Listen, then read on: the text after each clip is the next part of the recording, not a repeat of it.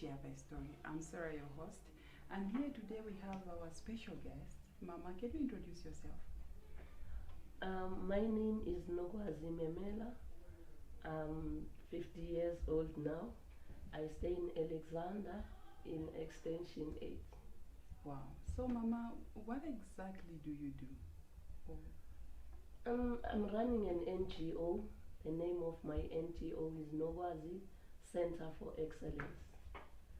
So I have an orphanage and then I'm helping those kids who are in needy. So by asking the donation from companies so that I can feed them. okay. So, where is the orphanage located? The orphanage is located in my house because for now I haven't got a space where I can run this orphanage. I'm still looking for a place where I can make this thing. So now at the moment I'm running in my house, but we have another center behind our house where the kids are practicing to just ask a space for kids to practice dance and everything because in my yard there's not enough space. Okay, I believe you really love kids for you to take care of kids inside your house, right? Yes, I really do love kids. So for me to love kids, yeah, there's a reason why I love kids and why I want to help them.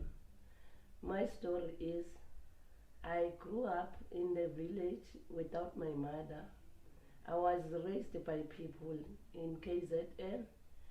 So for me, I was wishing to see when I see other kids happy with their parents. Me, I don't have parents.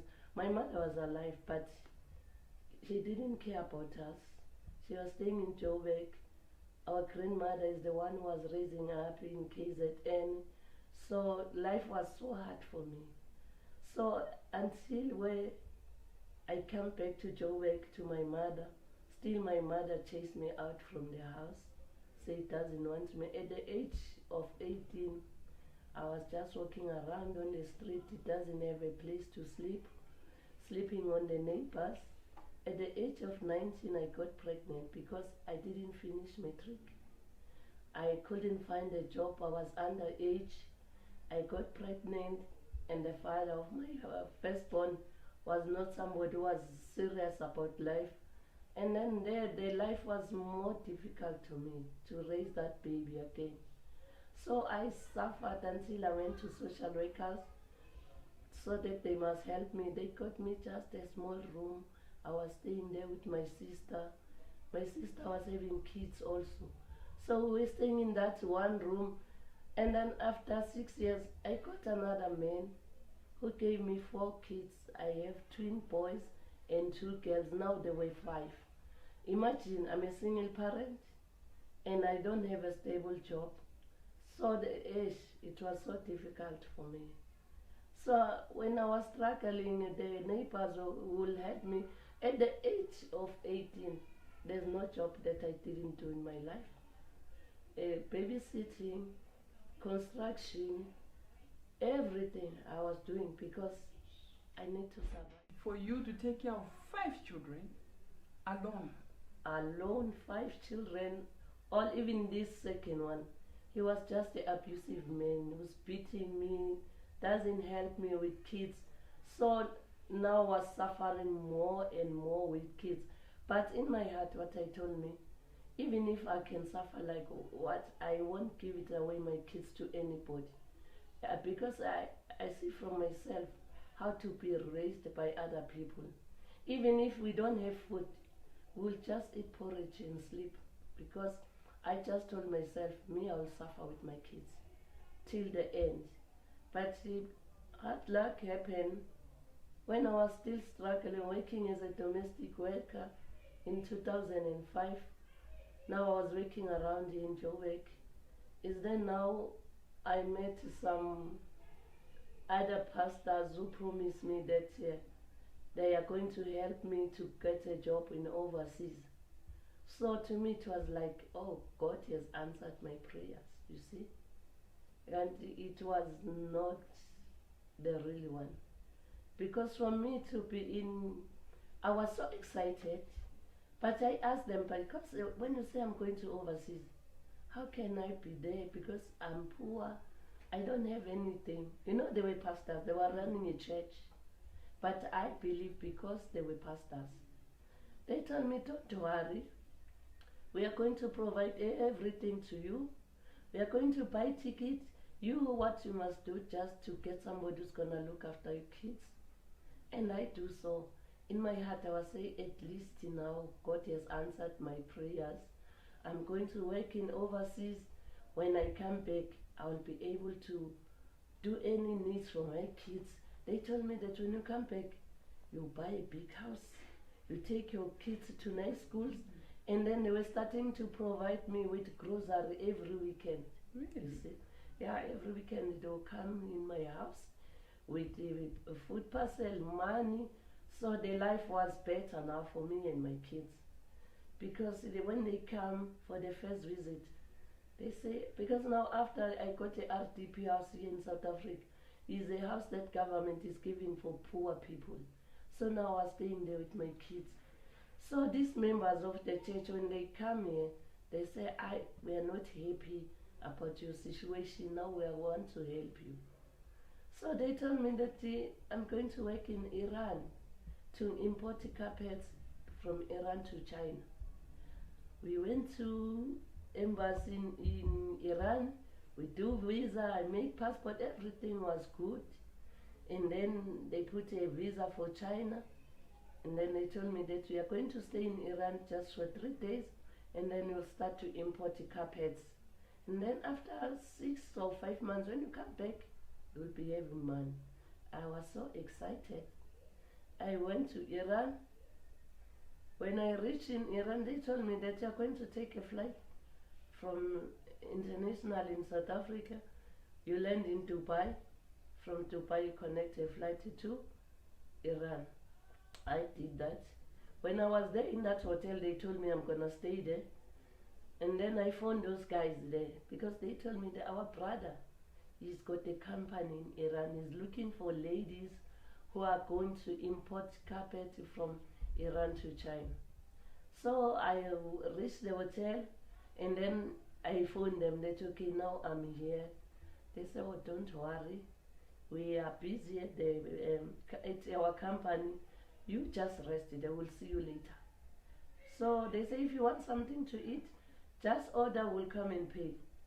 Okay, I didn't eat. I was tired. I just took a shower. I slept.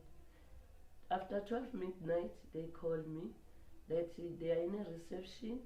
I must take my luggage and come downstairs. I went there. I found them. Really, they were there. They told me they are changing me from the hotel. See, they're taking me to another hotel. When I reached there now, I found that it's no longer a hotel. They are putting me in a flat now.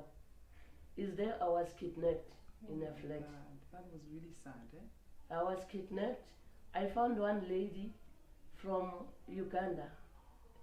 Also, she came, she was suffering in her country, you see. She was not working, she was having kids. Also, some pastors there, they told the same story as me. We were kidnapped for 1 month and 2 weeks.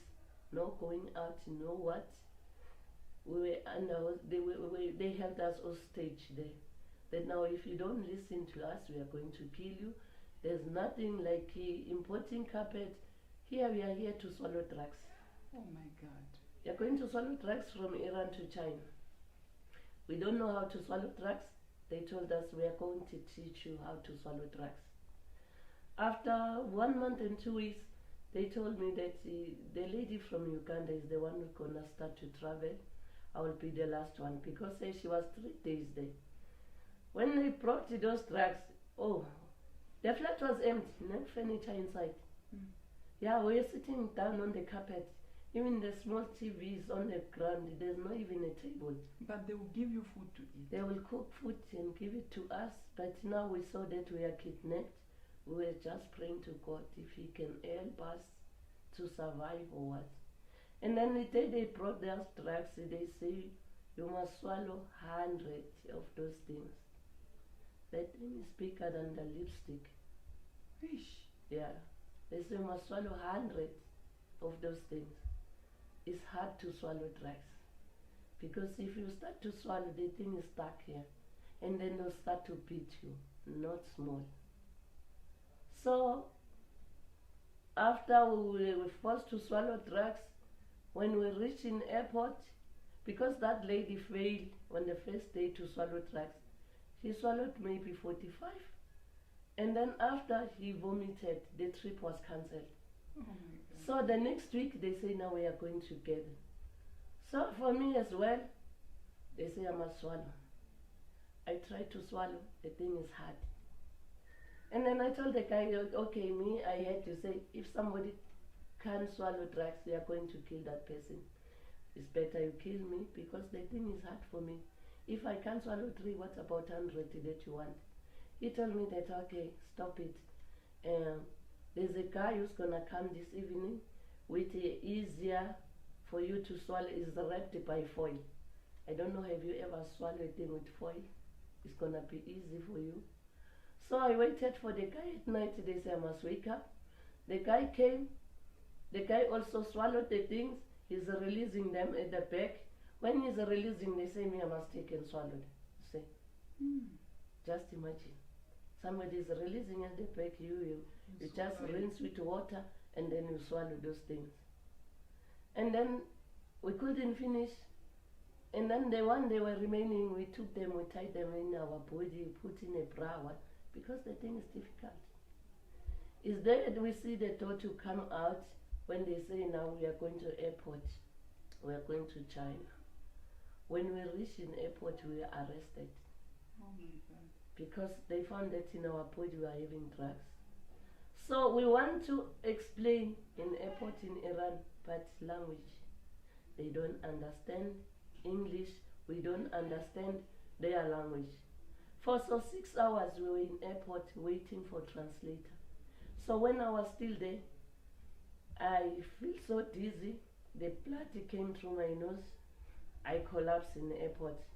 I wake up in hospital where they told me that they took me to x-ray, they found that I swallowed drugs.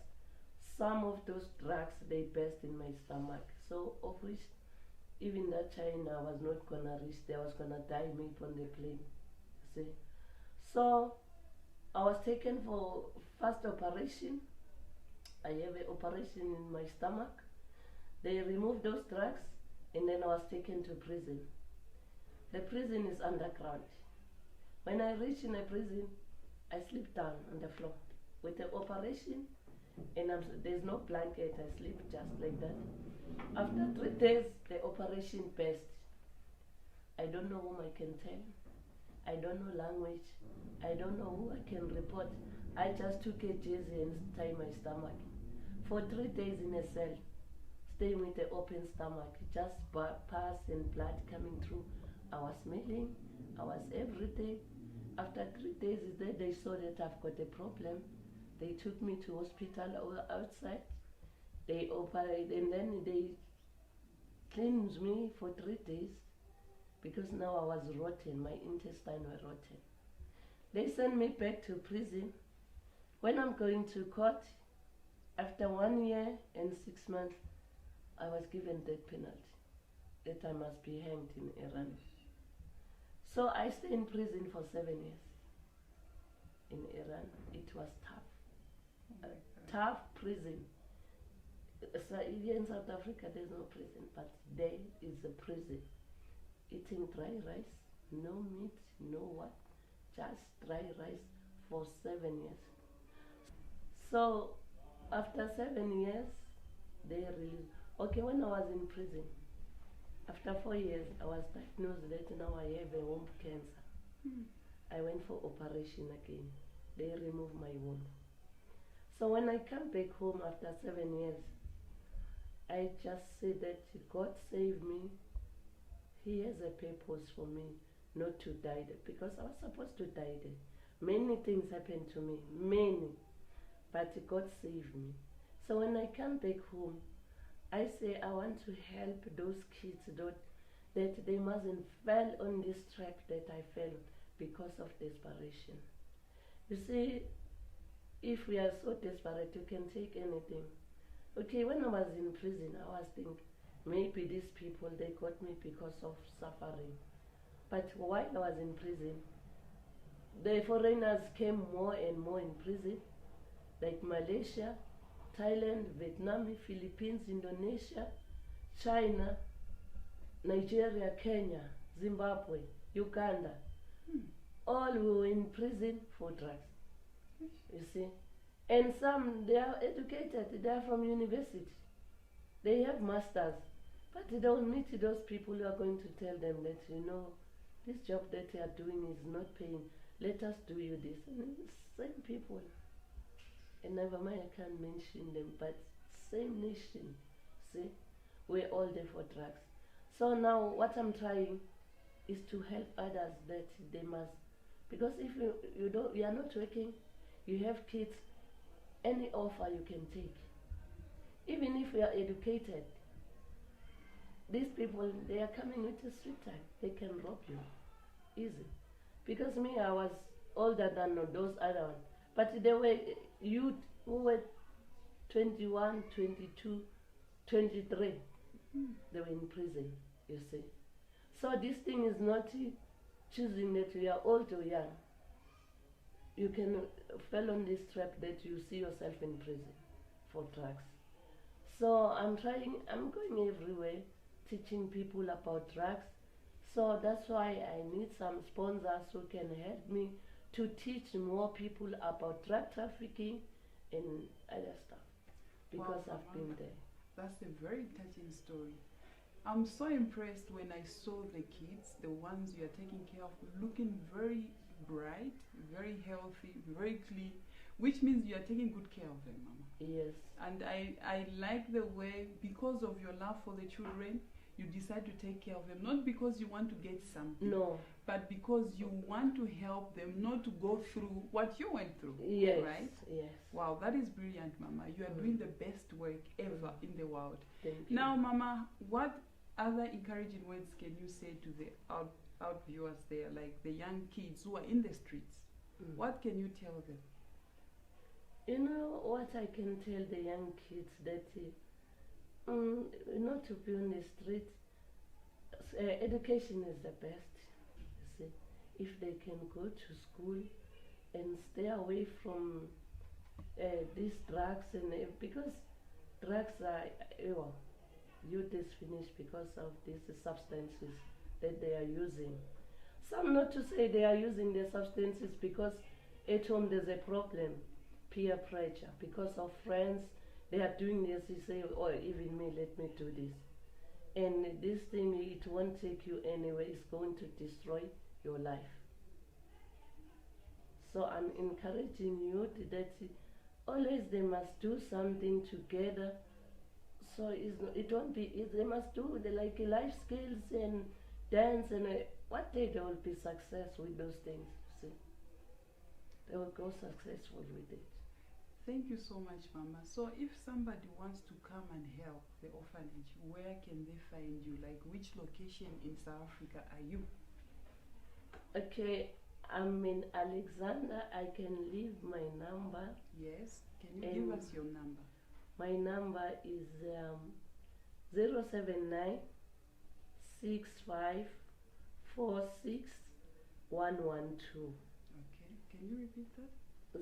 My number again is 079 65 46 112. And what is the name of the orphanage? Nogwasza Center for Excellence. And my Gmail is nogwazimemela66@gmail.com. nogwazimemela66@gmail.com. Wow, Mama, thank you so much for these wonderful words you've given us. We've heard it all, and you are very encouraging to all of us, Mama, and to the world out there. Please keep up doing the good work. Don't get discouraged, because you are the pillar for those kids. Yes. Because I see those kids, they were very happy as they are like they're having their parents. Yes. They're even better than those people with their parents in their homes. They are so happy. I see the way they were playing outside. Yes. So happy. So, Mama, continue the very same spirit, and we hope that somebody out there can hear this and come to help anytime. Thank you. Okay, viewers, this was Share My Story, and you are watching New Africa TV. See you next time. Thank you so much, Mama. Thank You're you. wonderful. Really appreciate the good work you're doing. Please continue doing the same work, and we hope God is going to be with you every time. Thank you. Thank you so